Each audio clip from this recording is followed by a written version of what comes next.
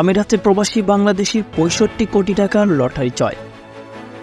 সংযুক্ত আরব আমিরাতে ৬৫ কোটি টাকার মূল্যের লটারি জিতেছেন এক প্রবাসী বাংলাদেশি।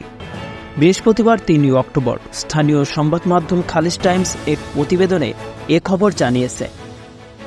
বিগ টিকিটের নামে লটারি প্রতিযোগিতায় জয়ী হয়েছেন আবুল মনসুর আব্দুল সবুর নামে এক বাংলাদেশি। পেশায় তিনি একজন ডেলিভারি রাইডার।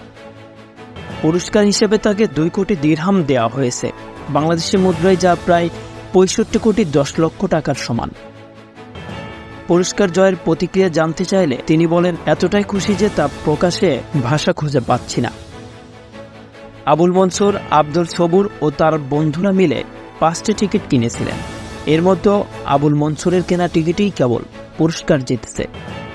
৫০ বছর বয়সী এই প্রবাসী জানিয়েছেন, ২০০৭ সাল থেকে তিনি নিয়মিত লটারি টিকিট কেনেন, তবে এবারই প্রথম তার ভাগ্যের শিকে ছিঁড়েছে। পুরস্কারের অর্থ দিয়ে কী করবেন জানতে চাইলে তিনি বলেন, দেশে পরিবারের জন্য খরচ করবেন। অনেকদিন ধরে নিজের একটা ব্যবসা শুরু করার স্বপ্ন আছে, এবার সেটাকে বাস্তবে রূপ দিতে চান।